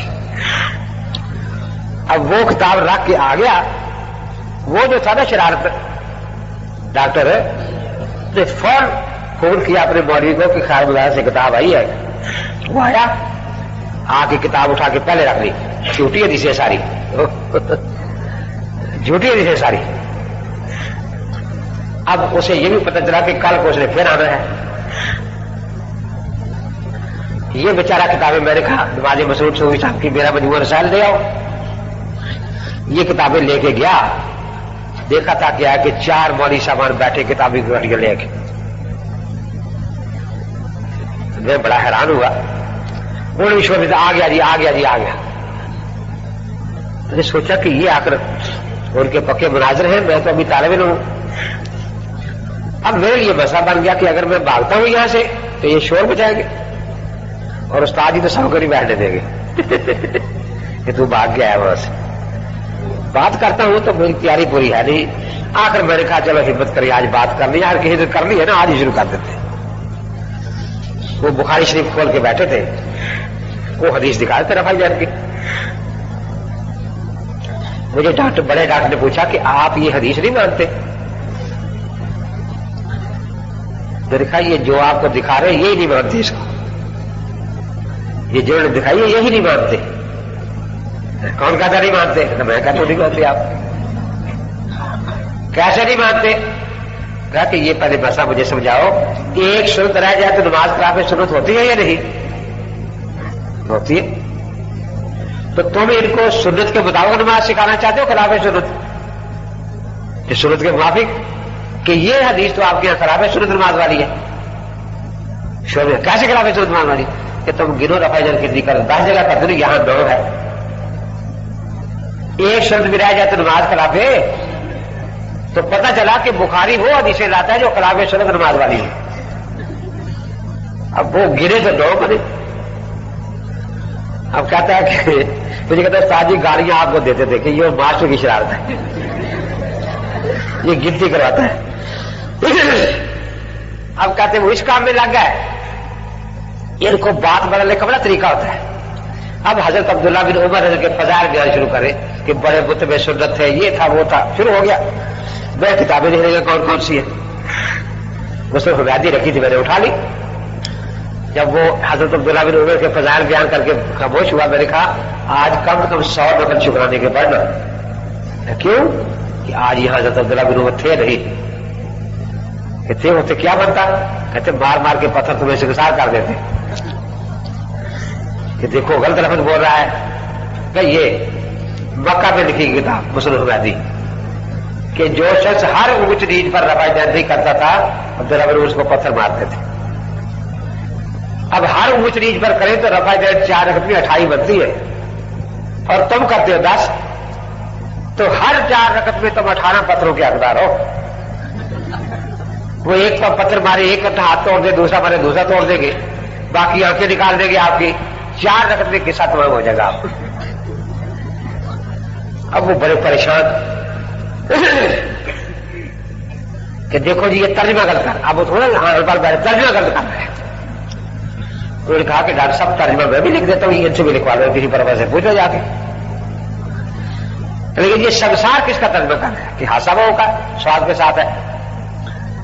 تو نے کہا جی ترجمہ غلط ہے. اس کا صحیح کیا ہے کہ یہ کہتا ہے شمسار, اس کا صحیح ترجمہ ہے پتھر مارنا. تو ڈاکٹر ہنس پڑے کہ پھر وہی ہوا اور کیا ہوا.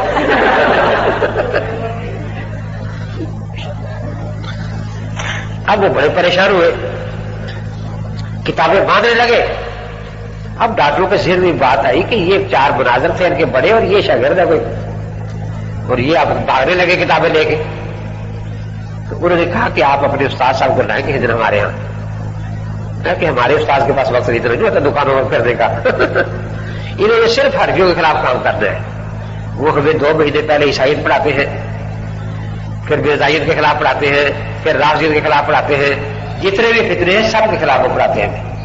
اور ان کو سوائے امام ابو حنیفہ کے پیچھے پڑھنے کے پروگرام ہی نہیں کہ نہیں آپ وقت مانگے ان سے. کہتے وقت مانگے کہ اگر مل گیا تو. اب وہ مجھے وقت مانگے, میرے پاس وقت تھا نہیں. 3 مہینے ہو گئے. 3 مہینوں کے بعد وہ کہنے لگے کہ آپ بدت 1 گھنٹہ وقت دے دیں, جو وقت دے ہم آئیں گے. میں نے کہا پھر یہ ہے کہ وہ 2 گھنٹے میں وقت دوں گا, 1 گھنٹہ میں پہلے اپنی بات سناؤں گا تاکہ مجھے پتہ چلے کہ 1 گھنٹہ میں نے صحیح کام پر لگا لیا ہے. پھر اگلے گھنٹے وہ سوال پوچھے جو پوچھ رہے. انہوں نے پھول پر کہا کہ استاد جی یہ کہتے ہیں کہ جی ہمیں 2 گھنٹے سنا دیں اپنی بات, ہم نہیں کریں گے پہلی دفعہ. ملاقات تو کریں, پتہ دیکھیں وہ استاد ہے کون سا.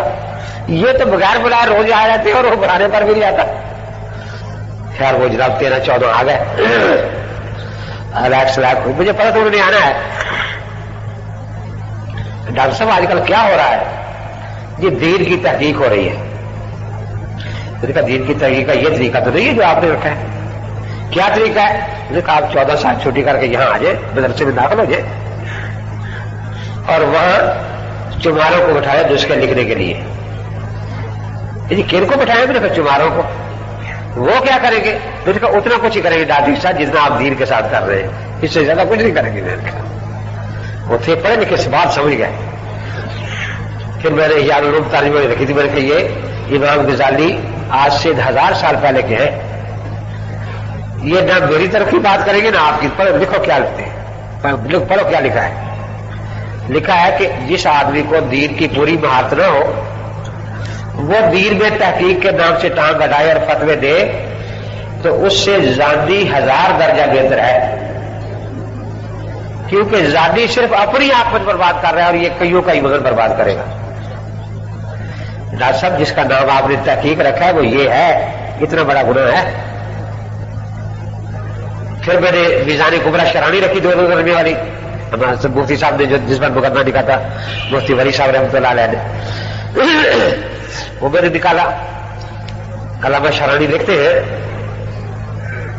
کہ اگر کوئی شخص دین میں ماہر نہ ہو اور فتویٰ دینا یا دین کے مسائل پر بحث شروع کر دے، حکومت اسلامی کا فرض ہے کہ باولے کتے کو بعد میں قتل کرے، اس کو پہلے قتل کرے، کیونکہ باولا کتا انسان کے جسم کا دشمن ہے، جان کا دشمن ہے، یہ ایمان کا دشمن ہے. میرے ڈاکٹر صاحب یہ ہے جس کو آپ تحقیق کرتے ہیں. پھر میں نے کہا حدیث بخاری مسلم کی سنائی کہ حضرت جب بیعت لیتے تھے اس میں ایک باقاعدہ شرط ہوتی تھی، اللہ نناز الامر اہلہ، کہ کوئی نااہل اہل کے ساتھ مناظرت اور جھگڑا نہیں کرے گا. اب اگر پرویز جیسا آدمی امام بخاری سے مناظرت کرتا ہے تو یہ بھی کہتے غلط کرتا ہے، یہ فن کا نہیں. لیکن ہر غیر مقدس حق سمجھتا ہے کہ وہ وہی سے مناظرت کرے، حالانکہ وہ اہل ہے یا نااہل ہے. جس طرح پرویز وغیرہ اسلم جراج پوری منکر حدیث یہ محدثین سے جھگڑتے ہیں نا، انہوں نے غلط کام کیا ہے. ہم یہی کہتے ہیں کہ معصوم نہ وہ تھے نہ یہ ہے، لیکن یہاں فرق معصوم غیر معصوم کا نہیں، اہل اور نااہل کا ہے. نااہل جو مناظرت کرتا ہے وہ قطعاً حرام ہے، حضرت منع فرماتے تھے، بیعت لیتے اس بات پر. اور اذا غصہ دربر الى غیر علی فانتظر الساعۃ، بخاری مسلم کی حدیث ہے کہ کسی نااہل کو کہا جائے کہ کسی کام میں دخل دو، میں نے کہا ان سے میں نے کہا آپ ہی کہیں کہ کل سے بھی ہم نسخہ نہیں لکھیں گے، کمہار نسخہ لکھا کریں گے. تو میں نے کہا آپ کی ڈاٹری پر قیامت آ جائے گی یا نہیں؟ کہتا بالکل آ جائے گی. تو میں نے کہا اسی طرح آپ قیامت ڈالے ہیں دین پر، یہ بہت بڑا گناہ ہے جو آپ کر رہے ہیں کہ جی تحقیق نہیں کرنی چاہیے. میں نے کہا میں وہی تو کہہ رہا ہوں کہ تحقیق ڈاکٹری کے کمہار کو کرنی ہے، چمار کو کرنی چاہیے. کہتا ڈاکٹر کو کرنی چاہیے. میں نے کہا قرآن نے تحقیق کا حق دیا ہے، حکم دیا ہے، جاکم فاسقون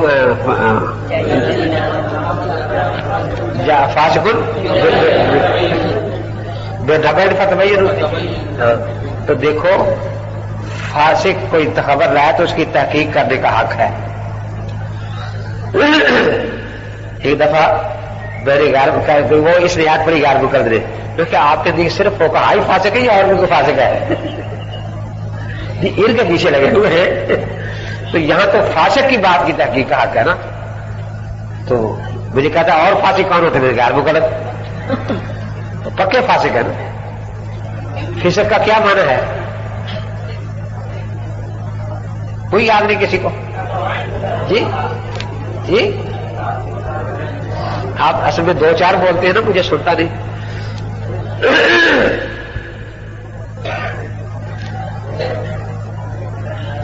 فاسق عربی میں کہتے ہیں جانور کے گلے میں رسی ڈال کے باندھ دیا جاتا نا تاکہ کسی کی فصل خراب کرے گا، لڑائی ہوگی، کسی کے بچے کو مارے گا، لڑائی.